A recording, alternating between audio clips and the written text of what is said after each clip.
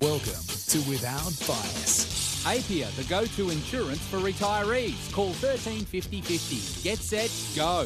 Local legends want it. A bowls green is just up the road. Search Bowls Club near me. Good evening. Welcome to Without Bias. Jordan Canellis with you, filling in for Sam Hargraves. What a week for bowls here in Australia and, around the world as well, because we are going global tonight on Without Bias, our dedicated bowl show here for Bowls Australia. Local legends wanted. Search Bowls Club near me, and brought to you by Apia, proudly supporting Bowls Australia. What a morning it was for Australian bowls, getting our first ever gold medal in the Northern Hemisphere, first on UK soil. We've had such a strong history in bowls at the Comm Games, but the first time we've ever done it in the Northern Hemisphere. And a big show on the way tonight on Without Bias. Barrie Lester will be with us a little later on. But we are going to start off with the national coach, Gary Willis, who must be a man feeling like he's on top of the world right now. Gary, good evening to you, mate, or good morning to you over there in Birmingham. How's things? Yes, good evening and good morning, Jordan. It's all going quite well, mate. We've got games underway again here this morning, so we start again and move on. Medals for Australia this morning, our time, and as you said, more coming, hopefully on the way. With action already started. But first things first, congrats on being the first coach to be at the helm for a Comm Games gold on UK soil. An outstanding day for Australian bowls. Ellen Ryan winning the women's singles win. How did it all play out as you were watching on? Yeah, no, it was just amazing. You know, they say great things happen to great people, and she's certainly one of those. Just a special moment for her family, her mum and dad, who've supported her, taken her around from a very young age over the years, and got her through that whole system in her early career, and to get to that point with her mum in the stands watching on, and they must have been so proud, as we were. Absolutely, she didn't make it easy on us. She was trailing 9-2 against Guernsey's Lucy Beer. So, what were you feeling at that point when she was down early? I wasn't feeling too well, Jordan, at all. So I would have hated to see the heart rate monitor plugged into me at that time. But no, she's a very tenacious character. So I knew that there'd always be a comeback. But also Lucy Beer was playing so well, and I thought it was going to be a tough ask. But she did remarkably well to fight back, and obviously tactically she made some good decisions, and the rest is history. But just a great performance all round. How did, from your point of view, how did she manage to rally to get herself back in that match after that early deficit? Yeah, as I mentioned, I think it's just her character.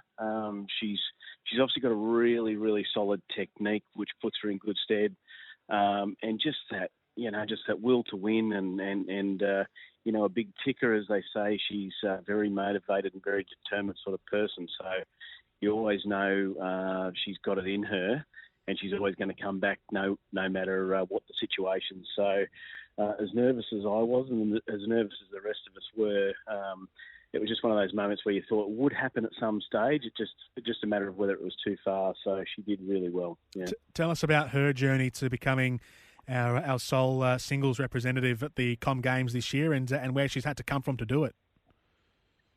Yeah, it's amazing. The country kid from Goulburn started at a very young age. So I've known Ellen for a long time through the juniors with New South Wales and coming through that whole junior system.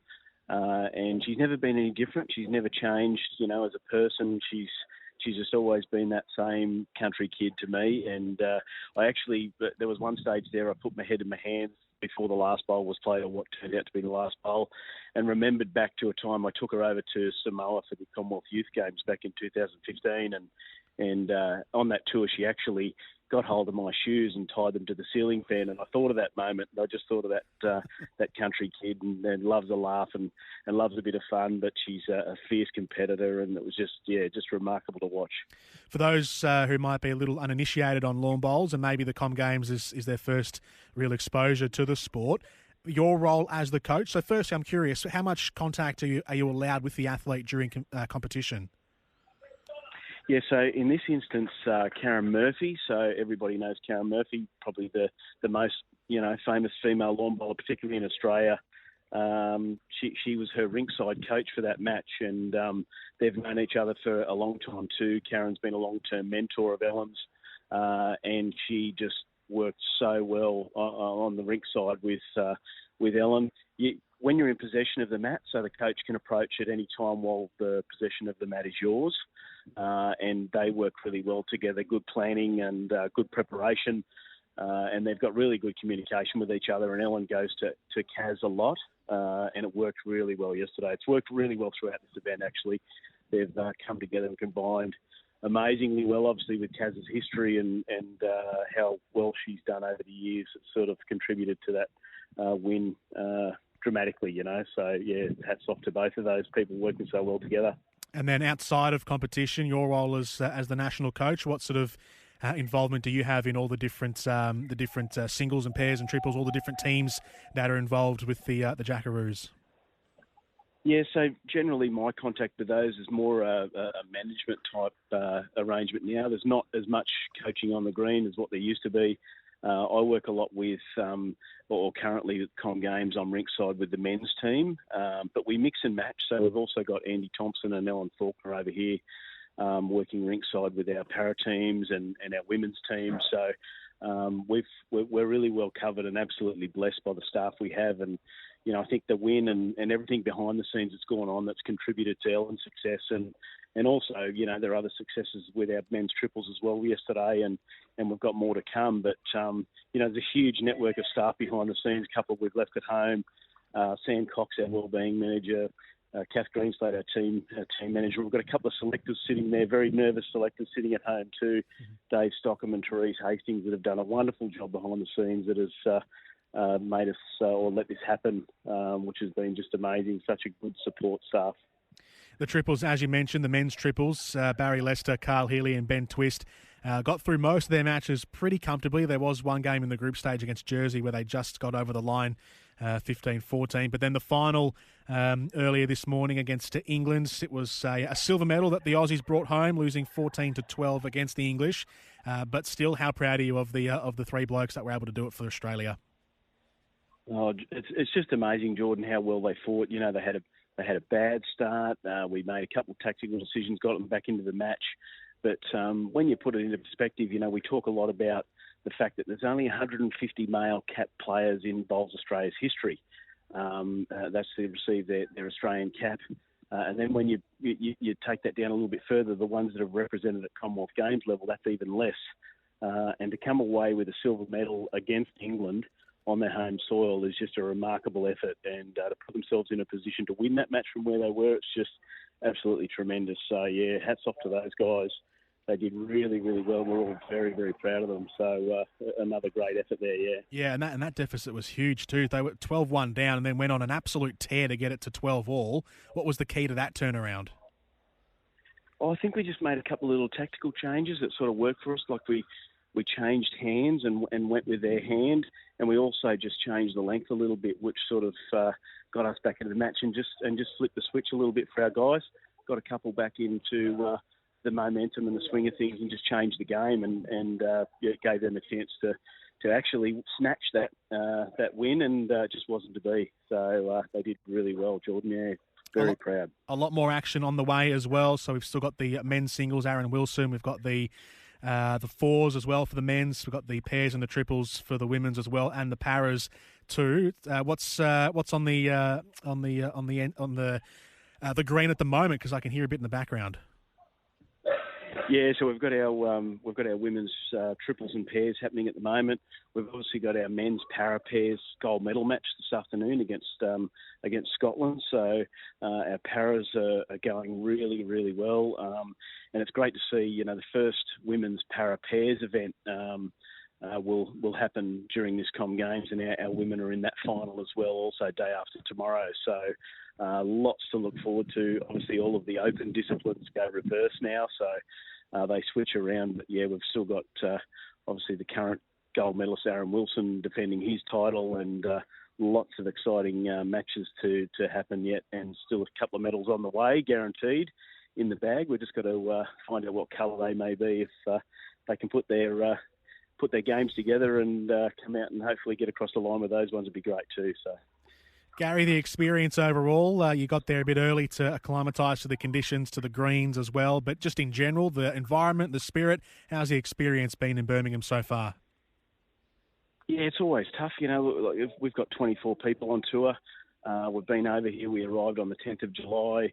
There's been a lot of sacrifice made, a lot of effort put into this from, staff, support staff, the preparation and planning, as well as the players and their family. There's a lot that goes into it, a lot of sacrifices that are made with their employment, with their families, all that type of stuff. But no, it's been a fantastic tour. I think our preparation was really good. We were really well planned in that preparation, and I think yesterday was a result of that, and very rewarding for us all. Absolutely. Excellent stuff, Gary. You should be proud, and hopefully there's more success coming up in the next couple of days for our Jackaroos. So congrats so far, and good luck for what's ahead in Birmingham. Thank you. I hope so, mate. Thank you very much. Gary Willis with us, the national coach of our lawn bowls team. Local legends wanted. A bowls green is just up the road. Search bowls clubs near me. And APIA, the go-to insurance for retirees, called 135050. Get set, go. One of the key members of the Jackaroos team is Barrie Lester. He took out silver, as we just spoke about, in the last 24 hours against England in the men's triples with Carl Healy and Ben Twist. He'll be in action again with the fours, which gets underway. The same three blokes now, plus Corey Wedlock.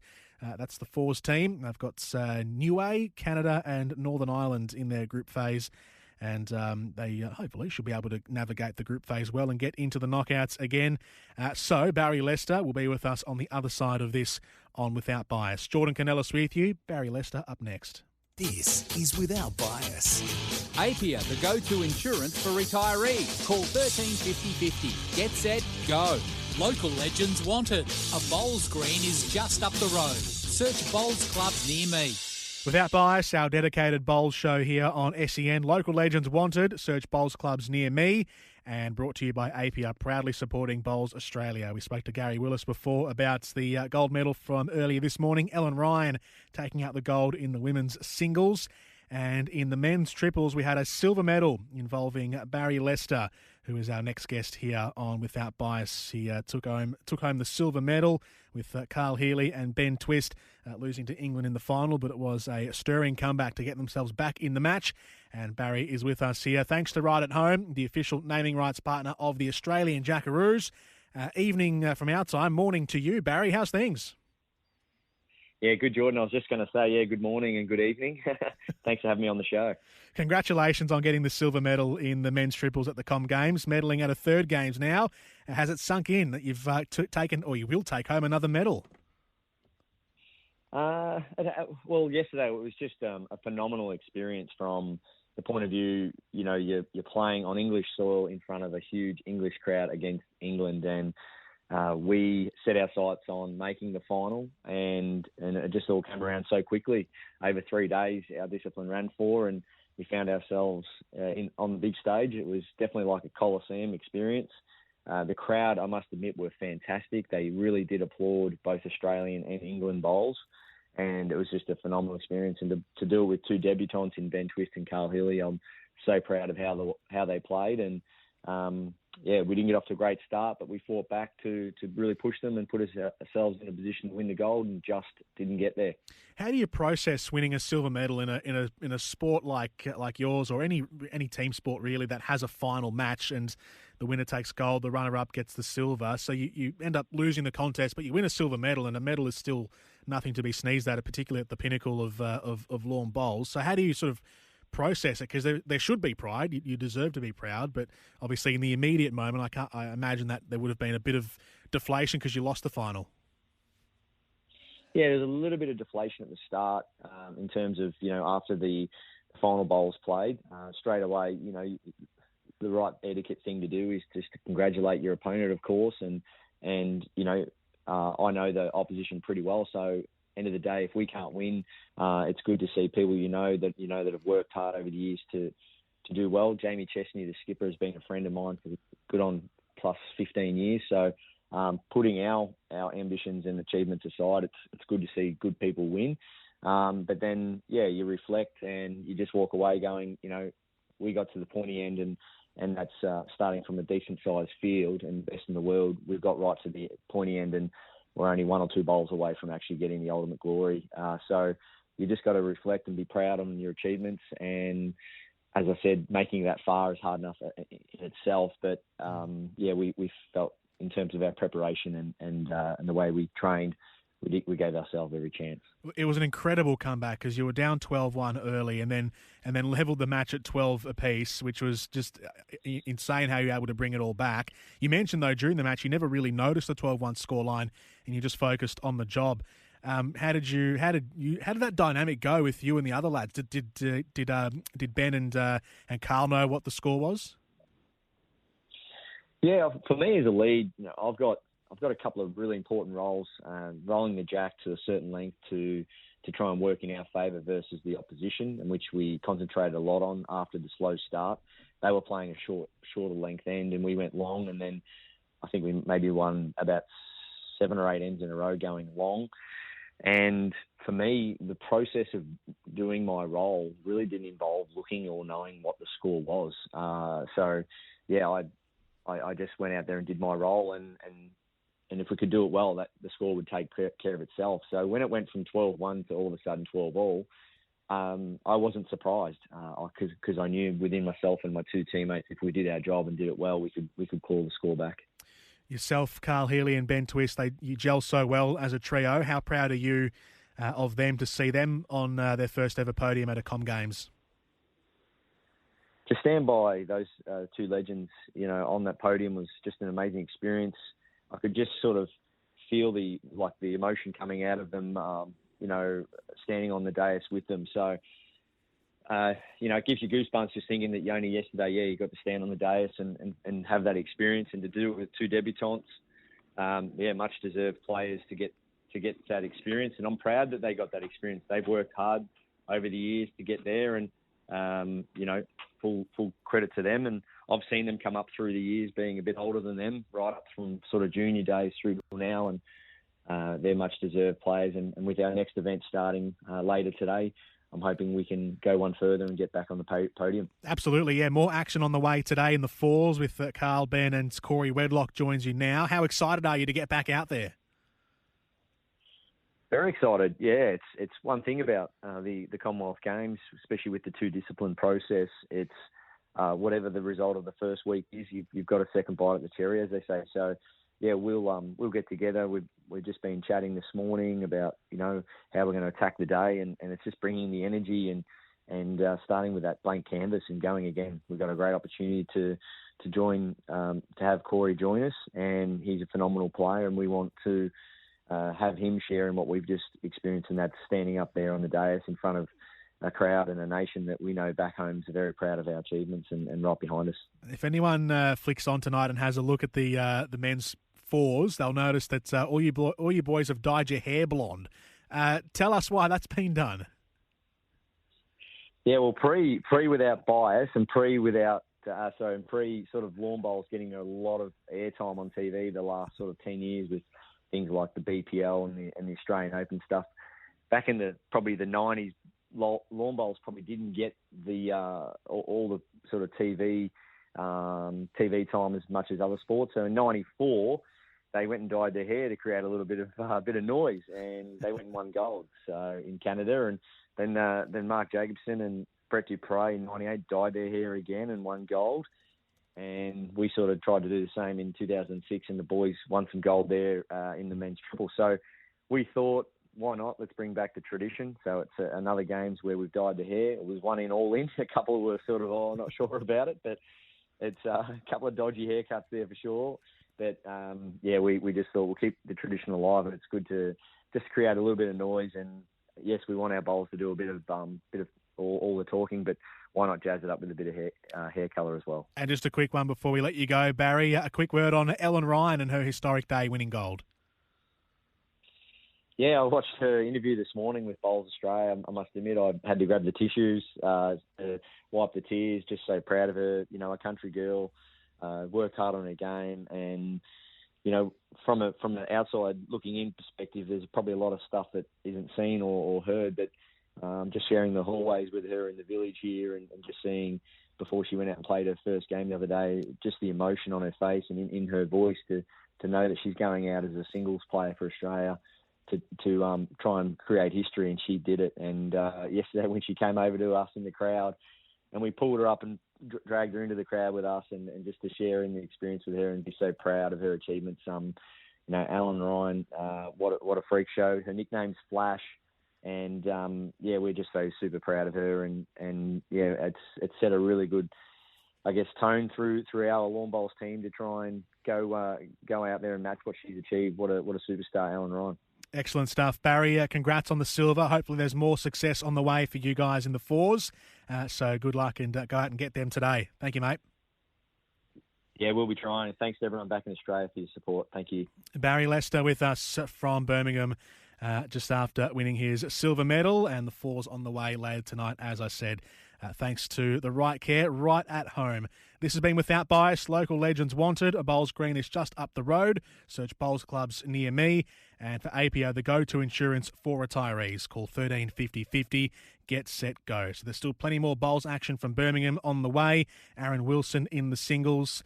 And then the boys in the fours. They've got Niue, Canada and Northern Ireland in their group. And then for the women's, there's women's pairs with Christina Christic and Ellen Ryan. The women's triples, and then still more action from the men's pairs, women's pairs, and the mixed pairs in the para games as well. That's it for Without Bias. Catch you next time.